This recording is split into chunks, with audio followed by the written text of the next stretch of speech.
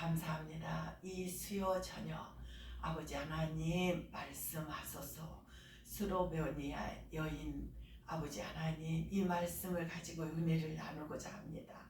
성령님 마땅히 우리가 들어야 할 말씀, 교훈을 주고자 하는 말씀, 붙잡아야 할 말씀 무엇인지 성령께서 친히 말씀하시고 우리 마음에 인치시고 알게 하여 주시옵소서. 이 말씀으로 받아 아버지 하나님 승리하는 시간 되게 도와주시기를 원합니다. 이 시간 묻고서서 우리의 마음을 어지럽게 하고 길을 막는 악한 것은 나사렛 예수 이름으로 명하노니 떠나갈지어다. 오직 하나님의 아버지 뜻만이 나타나는 시간이 되기를 간절히 소원합니다. 아버지 함께 하소서. 성령님 도우소서. 감사드리며 예수님 이름으로 기도합니다. 아멘. 오늘의 말씀은 여기에서는 가나안 여자 하나가 22절에 보면 가나안 여자 하나가 그 지경에서 나와서 소리질러 이르되 주 다윗의 자손이여 나를 불쌍히 여기소서. 내 딸이 흉악하게 귀신 들렸나이다 하며 소리를 지르니 제자들이 말합니다. 주여 그 여자가 우리를 뒤에서 소리 지르니 그를 보내소서 합니다. 오늘의 말씀의 제목은 여자여 내 믿음이 크도다. 여러분 어떻습니까? 내 믿음이 크도다. 금년 2022년은 내 믿음이 크도다. 주님이 이렇게 저에게 말씀하기를 소원하며 이 말씀에 힘을 얻기를 원합니다. 여러분도 이 말씀에 여자여 내 믿음이 크도다. 주님 정말 이런 자가 되기를 원합니다. 이 여자가 믿음이 크다고 왜 이 말씀을 들었냐 하면은 이는 지금 가나안 여인, 마가복음에서는 또 말합니다. 헬라인이요 스로보니게 족속이라. 헬라인이라고 하는 거는 헬라 사람이거나 헬라 언어를 사용할 때 헬라인이라고 하는데 여기에서는 신약에 와서는 왜 헬라인이라고 하냐면 유대인이 아닌 자를 헬라인이라고 합니다. 근데 이 여인이 가나안 족속이라고 그랬습니다. 이 여인이 빛으로 들었습니다. 죽은 자를 살리고 병든 자를 안진뱅이를 일어나키시고 하는 이 모든 소원을 듣고 내 딸이 지금 병들어. 이 여인에게 소원은 한 가지입니다. 내 딸이 귀신 들린 그 딸이 낫는 거니 지금 두려울 것이 없습니다. 왜 여자여 믿음이 크도다고 했냐면 다윗의 자손이여 나를 불쌍히 여기소서. 그렇습니다. 우리가 하나님께 나아갈 때 가장 해야 할 것이 주여 아버지 불쌍히 여기소서. 아버지의 긍휼하심을 바라는 것이 정말 아버지께 내 마음이 전달되기를 원하며 불쌍히 여기소서 하면서 정말 예수님을 부르고 있습니다. 근데 그 제자들은 와서 청하여 말하되 그 여자가 우리를 뒤에서 소리를 지르오니 그를 보내소서. 그때 어떤 말씀을 기대했을까요? 그를 보내소서 했을 때는 지금 그 여자의 소원은 뭡니까? 소리를 다윗의 자손이여 불쌍히 여기소서 하면서 나와 소리를 지르는데 이 제자들을 하나님 주님 고쳐서 보내소서 했을까? 어떤 뜻이 들어있었다고 생각합니까? 어떤 뜻이었을까요? 그를 보내소서 그냥 쫓으라는 겁니까? 아니면 그를 너무 소리 지르고 요란하게 하니까 하나님 주님 고쳐서 그를 좀 안 따라오게 조용하게 하소서 했을까? 근데 주님은 그때 이렇게 말씀합니다. 예수께서 대답하여 24절에 말씀하십니다. 예수께서 대답하여 이르시되 나는 이스라엘 집에 잃어버린 양 외에는 다른 데로 보내심을 받지 아니하였노라 하시니, 주님은 잃어버린 양 외에는 보내심을 받지 아니하셨다고 이렇게 말씀하는데, 그러시면서 말씀합니다. 여자가 와서 25절에 다시 부르짖습니다. 예수께 절하며 이르되 주여 저를 도우소서. 주 예수님, 하나님의 은혜를 구할 때는 목적을 두고, 정말 구할 때는 이 가나안 여인, 스로보니게 여인처럼 이런 자가 돼야 되겠다는 말씀이 정말 새로워집니다. 주님, 저를 불쌍히 여기소서. 그 제자들은 빨리 그를 보내라고 하는데도 이 사람의 목적은 무엇입니까? 내 딸이 병이 낫는 겁니다. 귀신 들린 거를 주님 낫기를 원하는 것이 이 사람의 목적이기 때문에 예수께 마음 가라고 하는데도 절하며 저를 불쌍히 여기소서 주님께서 말씀하십니다.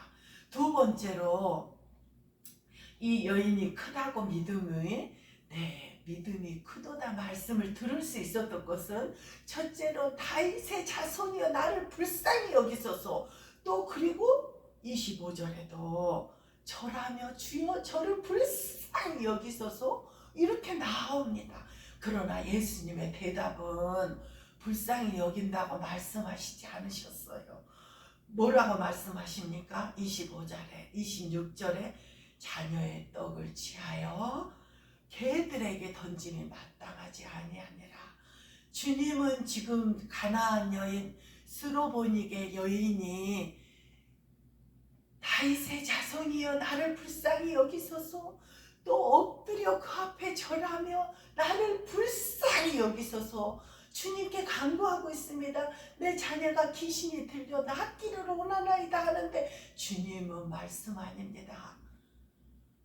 내 자녀에게, 자녀의 떡을 취하여 개들에게, 지금 스로보니의 여자에게 하는 말씀이 뭘로 취급합니까? 개로 취급을 하고 있습니다. 주님, 우리는 여기서 생각할 게 있습니다. 이 15절에 보면 마태복음 15장에는 이 가나안 여인이 나오기 전에 어떤 게 있냐면, 바리새인과 서기관들이 15장 1절에 바리새인과 서기관들이 예루살렘으로부터 예수께 나와 이르되, 이들에게 왜 당신의 제자들은 손을 씻지 않고 먹습니까? 주님은 말씀합니다. 입으로 들어가서 뒤로 나오는 것은 더럽게 하지 못하지만 속에서 나오는 것이 제일 더러운 것이라고 말씀하시면서 이 백성이 이사야 말씀처럼 입술로는 나를 공경하되 마음은 내게서 멀도다 외식하는 자, 지금 이걸 꾸짖으면서 맹인이 14절에 보면 그들은 맹인이 되어 맹인을 인도하는 자로다. 만일 맹인이 맹인을 인도하면 둘이 구덩이에 빠지로다. 그러면서 10절에는 말씀합니다. 무리를 불러 이르시되 듣고 깨달으라. 듣고 깨달으라 하시면서 이들에게 마음에서 나오는 것이 죄악이라고 19절에 말씀합니다. 마음에서 나오는 것은 악한 생각과 살인과 간음과 음란과 도적질과 거짓 증언과 비방하는 이것이니, 이런 것들이 사람을 더럽게 하는 것이요 씻지 않은 손으로 먹는 것은 사람을 더럽게 하지 못하니라. 이렇게 말씀을 하시면서 그들을 듣고 깨달으라고 한 이 뒷구절에 가나안 여자의 믿음이 나옵니다. 그러니까 하나님을 믿는다. 왜 하나님은 예루살렘으로 가시고 계셨을까요? 한번 생각해 봐야 되지 않겠어요? 그러면서 그때에, 예루살렘으로 가시는 그때에 15장 1절에는 바리새인과 서기관들이 예루살렘으로부터 예수께 나와 이르되 바리새인은 어떤 자입니까? 서기관들은 어떤 자입니까? 하나님의 말씀을 지키고 준행하고 그대로 하고 서기관들 정말 하나님만을 율법을 기록하며 율법을 따르는 자들에게 주님은 맹인이 맹인을 인도하며 둘이 다 구덩이에 빠진다 이러시면서 듣고 깨달으라. 손을 씻지 않고 먹는 거는 남을 더럽게 하지 못하지만 그 속에서 나오는 건 음란과 거짓과 속이고 비방하는 거 이게 더럽게 한다고 꾸짖으시면서 가나안 여인의 믿음이 여기에 나옵니다. 하나님은 우리가 어떤 사정과 형편에 있는 것을 보시지 않습니다. 이 여자에게 왜 네 믿음이 크도다고 했냐면 다윗의 자손이여 나를 불쌍히 여기소서 첫 번째로 하면서 주여 나를 불쌍히 여기소서 하면서 오직 주님을 쫓습니다. 그러나 서기관과 바리새인들은 주님을 쫓아와서 뭐라고 했습니까? 예루살렘으로부터 나와서 뭐라고 말을 했어요? 왜 당신의 제자들은 주님의 은혜를 구하는 게 아닙니다. 말씀이 왜 손을 씻지 않고 먹습니까? 이런 걸 주님에게 따집니다. 그럴 때 주님이 사람의 계명으로 교훈을 삼아 가르치니 나를 헛되이 경배하는도다. 가르치기는 가르치는데 주님은 말씀하셨어요. 구약에서도 율법책을 여호수아 1장 8절에 말씀합니다. 주야로 그것을 묵상하여 이 율법책을 내 입에서 떠나지 말게 하며 내 이걸 주야로 묵상하라 그랬어요. 아버지, 주야로 묵상해서 남을 판단하는 것을 사용하는 것이 아니라 그 말씀을 내 미간에 새겨 그 손목에 새겨 그 말씀을 그대로 준행하고 잊어버리지 않고 내가 먼저 먹어야 되는 것입니다. 누굴 가르치기 전에 내가 먼저 먹어야 하는데 내가 먼저 먹기보다는 이들은 판단하고 그래서 주님은 말씀하세요. 사람의 계명으로 교훈을 삼아 가르치니 나를 가르칠 때는 무엇을 가르칩니까? 하나님을 경배하는 것을 너는 힘을 다하여 목숨을 다하여 주 너 하나님을 사랑하라는 걸 가르쳐야 되는 거네. 지금 나를 헛되이 경배하는구나 하시며 그들을 지금 책망하고 있어요. 그들에게 말씀합니다. 무리를 불러 이르시되 15장 10절에는 그렇게 말씀합니다. 듣고 깨달으라. 하나님의 말씀은 교훈은 이 율법은 계명은 그걸 지켜 그게 올무가 아니라 하나님을 경배하라. 하나님을 사랑하라고 오직 하나님 말씀 외에는 다른 법이 다른 뜻이 없다는 것을 가르쳐야 됩니다. 들어야 됩니다. 내가 먼저 준행을 해야 되는 것입니다. 근데 15장에서 바리새인들을 책망하면서 14절에 그들에게 말씀합니다. 그냥 두라. 12절에는 바리새인들이 이 말씀을 듣고 걸림을 댄 줄 아시나이까. 아버지, 심은 것은 아버지가 심으시고 뽑는 것도 아버지가 하신 겁니다. 그러면서 그냥 두라. 맹인이 되어 맹인을 인도하는 자로다. 만일 맹인이 맹인을 인도하면 둘이 다 구덩이에 빠지로다. 여러분, 우리는 맹인이 되지 않아야 합니다. 누구를 판단하는 곳에 율법책이 말씀이 사용되지 않아야 합니다. 은혜가 되는 곳에 사용되어야 한다는 것을 뼈저리게 느낍니다. 내가 먼저 그 은혜를 주님이 오신 목적이 있습니다. 주님은 누가복음 4장 18절에도 보면 주의 성령이 내게 임하셨으니 이는 가난한 자에게 복음을, 성령이 사도행전 1장 8절에도 그랬어요. 오직 성령이 너희에게 임하시면 너희가 권능을 받고 온 유대와 사마리아 예루살렘 땅 끝까지 이르러 내 증인이 되라. 성령이 임하신 이유는 권능을 받습니다. 그 권능을 어디에 사용합니까? 땅 끝까지 이르러 예수님의 증인이 되는 것입니다. 누가복음 4장 18절에도 그렇습니다. 주의 성령이 내게 임하셨으니 이는 가난한 자에게 복음을 전하게 하시려고 내게 기름을 부으시고 나를 보내사 포로된 자에게 자유를, 눈먼 자에게 다시 보게 함을 전파하며 눌린 자에게 자유롭게 하고 주의 은혜의 해를 전파하게 하려 하심이라. 여기서 생각해야 됩니다. 이건 주님에게 주신 말씀이에요. 우리 믿는 자 모두에게 주시는 말씀입니다. 성령이 내게 임할 때 권능을 받아 예루살렘과 온 유대와 사마리아 땅 끝까지 이르러 증인이 될 뿐 아니라, 여기에서는 뭐라고 그러셨습니다? 가난한 자에게 복음을, 심령이 가난한 자는 복이 있나니.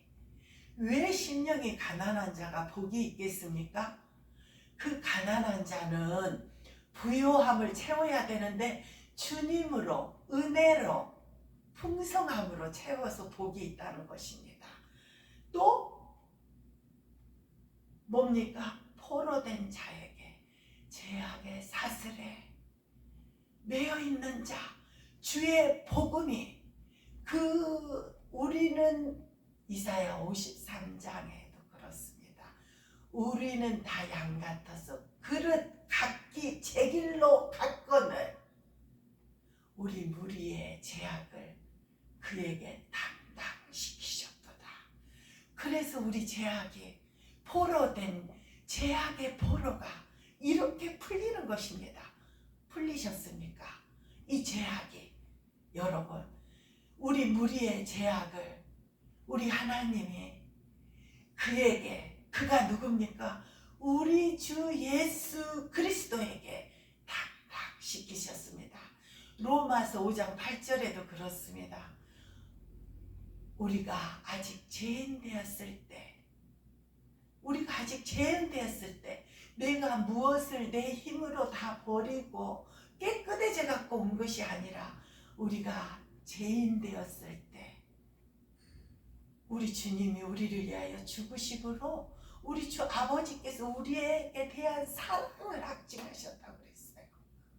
그 사랑이, 확증이 우리에게, 포로된 자에게 자유를, 눈먼 자는 우리가 보이지 않은 이 눈먼 것도 있겠지만, 복에, 계시록에는 그렇습니다. 안약을 사서 넣어 보게 하라고 그랬어요. 아버지 보지 못하는 게 장님입니다. 아버지 사랑을 보지 못하는 게 장님이에요. 아버지 앞에 바로 서지 못하는 게 절뚝발이고 중풍병자와 같습니다. 중풍병자에게 말씀하셔요. 그 침상을 가지고 지붕을 뚫고 주님에게 내려왔을 때 주님은 일어나 걸으라 말씀하지 않으셨습니다. 내 죄 사함을 받았느니라. 아멘. 주 예수님, 내 죄 사함을 받았느니라. 내 침상을 가지고 걸어가라. 아멘. 에바다, 열리는 기적이 우리 주님을 만나야 있다는 것입니다. 이 수로보니 여이겐에게도 우리 이 은혜를 하는 것은 무엇냐면 4장 19절에 보면 눌린 자에게 자유를 18절에 주시는 이유가 19절에 나옵니다. 누가복음 4장 19절에 주의 은혜의 혀를 전파하게 하렵니다. 성령이 내게 임하신 이유가 사도행전 1장 8절에 그 유명한 그 권능의 말씀이 나온 배경에는 예수님이 우리를 위하여 죽으시고 부활하셔서 40일을 이 땅에 계시면서 지금 감람산 위에서 올리우시면서 이 말씀을 우리에게 주셨습니다. 성령이, 오직 성령이 너희에게 임하시면 너희가 권능을 받고 예루살렘과 온 유대와 사마리아 땅끝까지 뭘 되라고 주셔요? 우리에게 성령이 주시는 목적이 증인이 되라고. 지금 누가복음 4장 18절에도 19절에도 그렇습니다. 성령이 임하시고 갇힌 자에게 자유를, 눈먼 자에게 보게 하고 이 모든 기적을 이루게 할 수 있던 거는 이 은혜의 해를, 은혜가 아니고는 구원받을 수 없는 이 은혜를 전하게 하기 위해서 우리에게 성령이 임하십니다. 아멘, 할렐루야. 그러는데 지금 이 수로보니게 여인에게도 지금 믿음을 비교하고 계셔요. 그러면서 서기관이나 바리새인에게 믿음이 크도다 그러지 않고 그들을 맹인으로 비유하고 있습니다. 맹인이 맹인을 인도하면 맹인이 되어 맹인을 인도하면 둘이 구덩이에 빠진다. 하나님을 말씀을 아는 것은 중요하지 않습니다. 그 아는 말씀이 내 안에 생명으로 들어올 뿐 아니라 그 생명을 내가 그걸 믿고 받아들일 때, 아버지가 나를 사랑한다는 걸 믿고 받아들일 때, 이 수로보니게 여인처럼 다윗의 자손이여 나를 불쌍히 여기소서, 또 막 가라고 하는데도 그 앞에 엎드려 주여 나를 불쌍히 여기소서. 그러면서 주님은 말씀하십니다. 내 자녀에게 줄 떡을 개에게 주는 것은 마땅치 아니하니라. 여기서 한번 우리는 생각해 봐야 됩니다. 이 수로보니게 여인에게만 이 말이 필요한 게 아닙니다. 나에게도, 여러분에게도, 목자에게도, 구역장에게도, 또 목사에게도, 주의 종에게도 이 말씀이 필요합니다. 우리가 살아갈 때 얼마나 자존심을 건드리는 일들이, 항상 그런 일들이 있습니다. 하나님은 연단하시는 목적도 있지만 사탄은 또 그 약한 부분을 부추겨서 나를 넘어지게 하는 부분이 너무 많습니다. 근데 여기서 깨달아야 합니다. 수로보니게 여인의 목적은 무엇입니까? 병든 자가, 병든 내 자녀, 귀신 들린 자녀가 낫는 게 목적입니다. 나를 개라고 취급을 해도 나는 그거 개의치 않아야 된다는 이 사람의 그 목적의식이 있습니다. 나는 내 자녀는 낳아야 된다는 목적.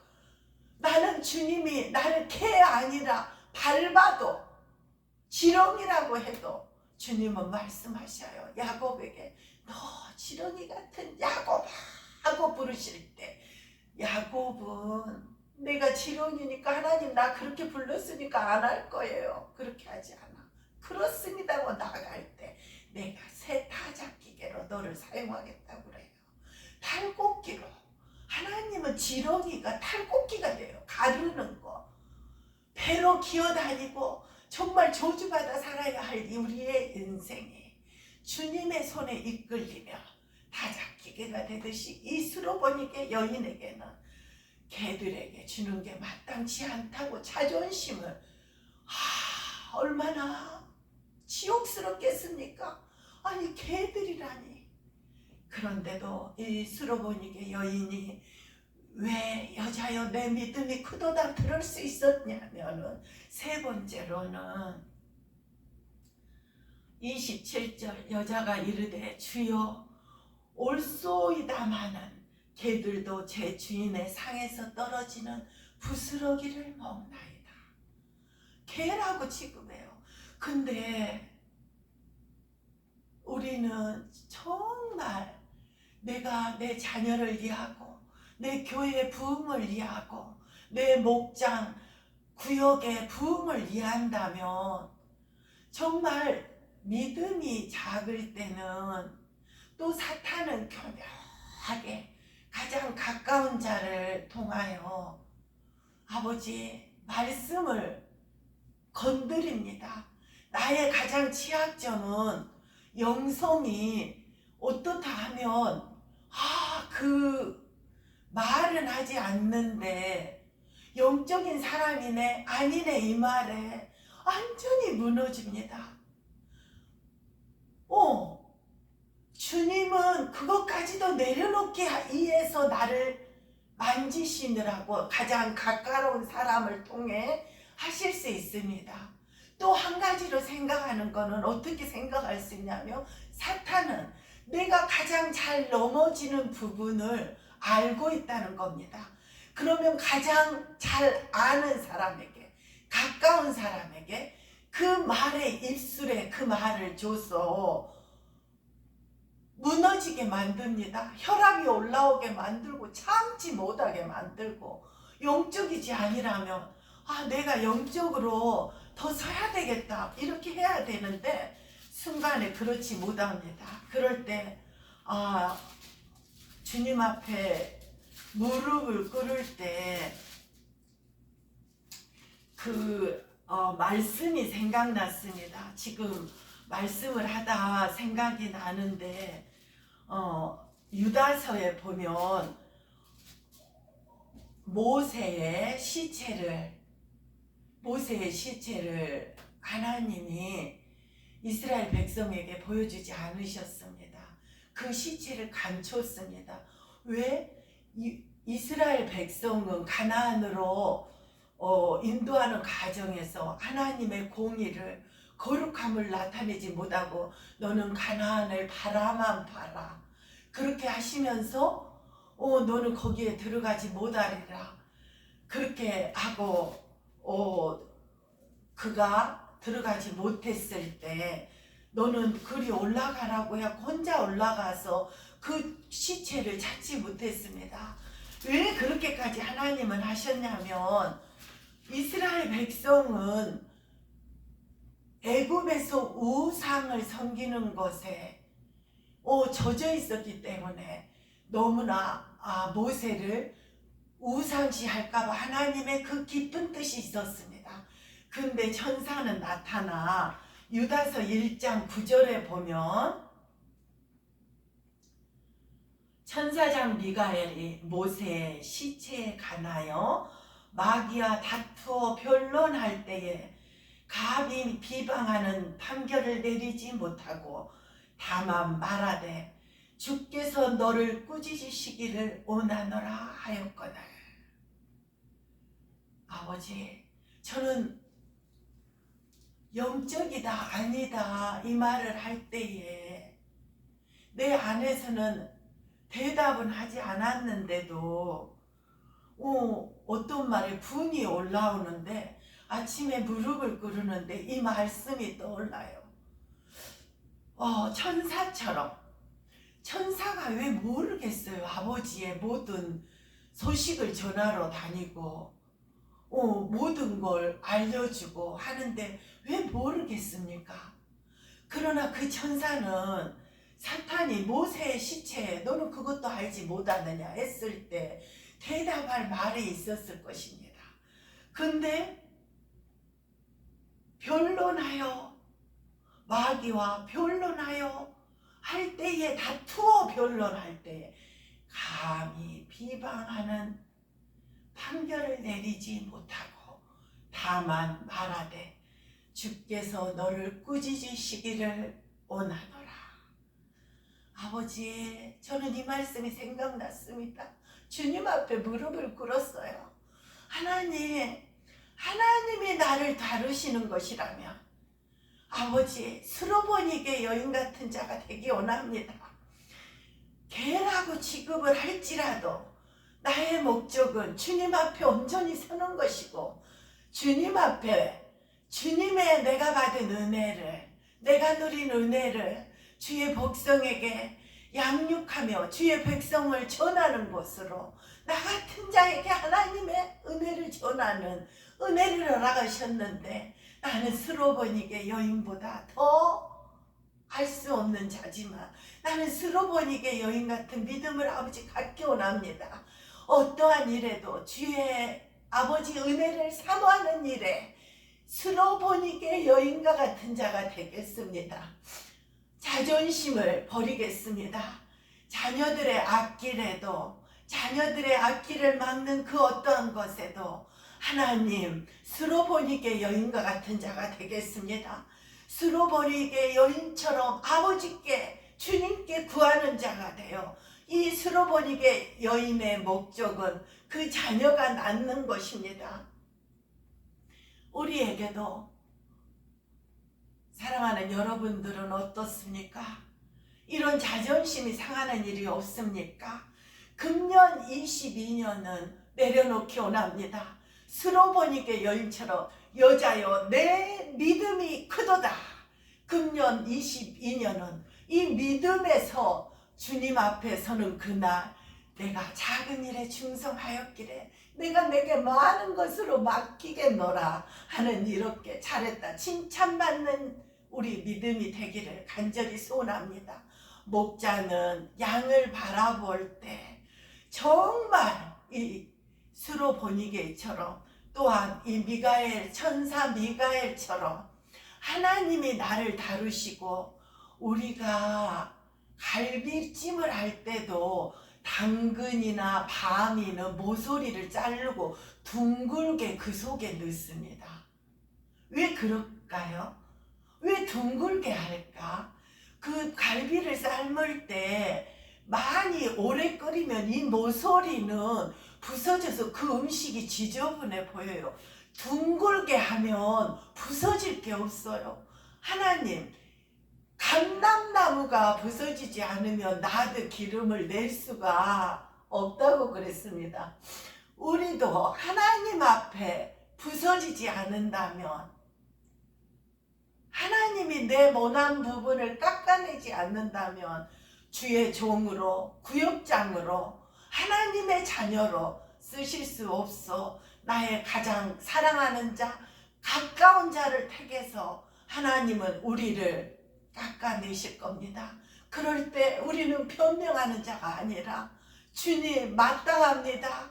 이 미가엘 천사처럼 주님이 너를 꾸짖으시기 원하노라 하면서 무릎을 꿇어, 하나님 나의 이 모난 부분 깎여지기 원합니다. 깎여질 때는 얼마나 아픔이 있겠습니까? 그렇습니다. 포도주가 나오는 것도 포도가 이끌어지고 부서지지 않으면 나올 수가 없습니다.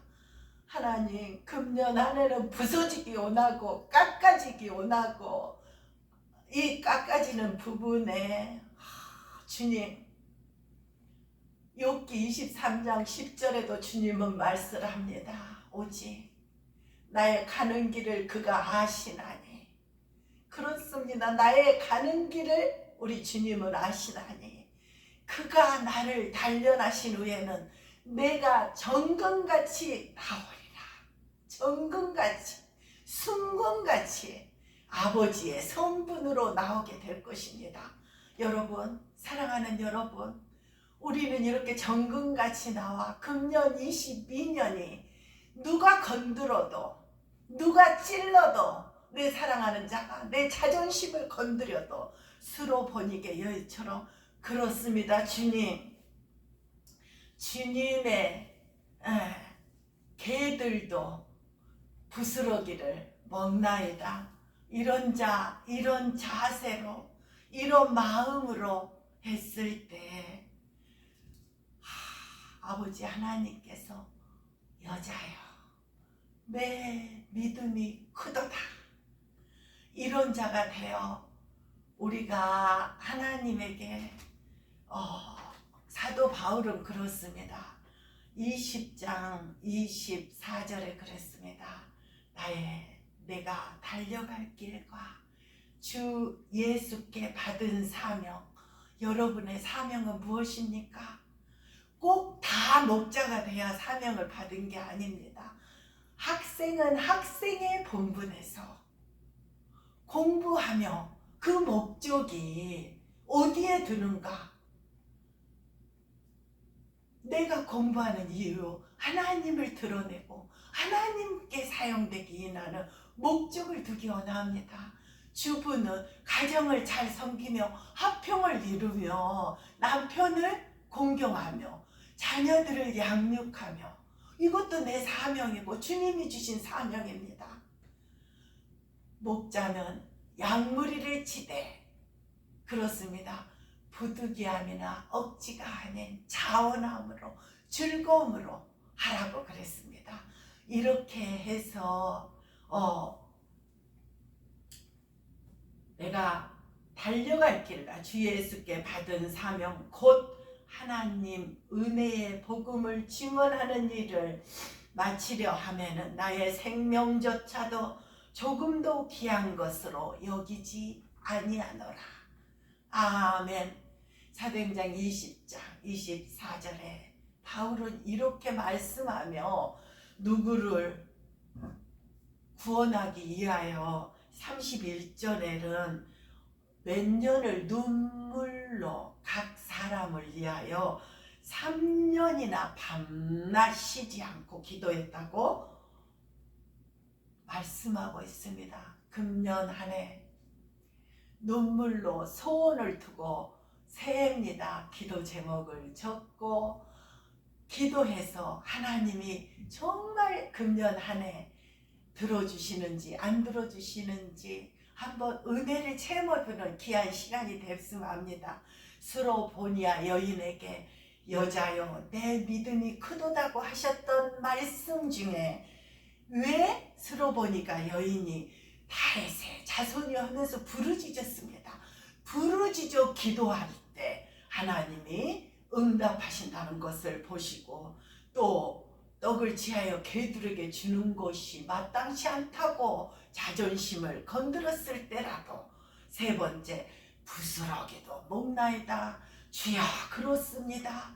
이런 죽어지는 자세. 나의 목적은 무엇입니까? 나의 목적은 주님 복음 전하는 것입니다.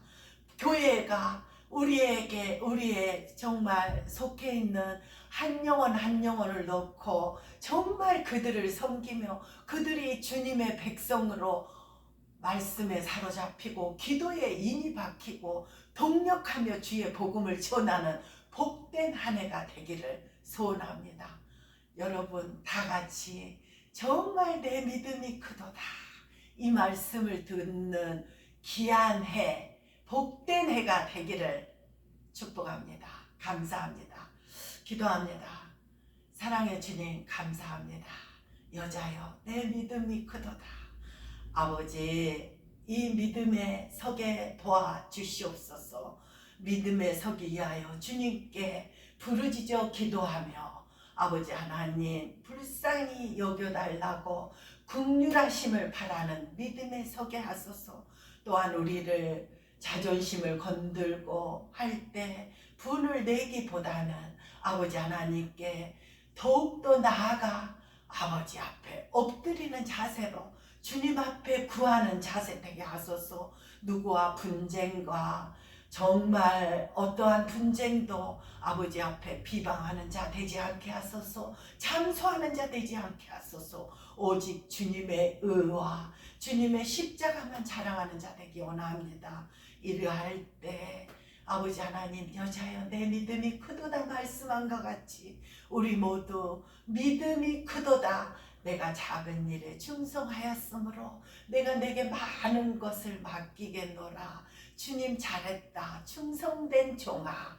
이 모든 충성된 마땅히 맡겨온 자들의 바랄 것은 충성이라 하셨사오니 충성된 믿음에 서게 도우소서. 아버지 하나님, 날마다 지혜의 영을 주셔서 아버지 하나님 말씀을 깨닫게 하시고 그 말씀을 마음판에 새기며 아버지 하나님 존귀한 아버지 말씀으로 공고한 자들에게 나누어 줄 때 지혜의 영이 능력의 영이 권능의 영이 함께 하셔서 주님의 일하는데 이 사명 감당하는데 부족함이 없도록 아버지 도우소서. 늘 좋은 곳으로 풍성하게 채우시는 우리 아버지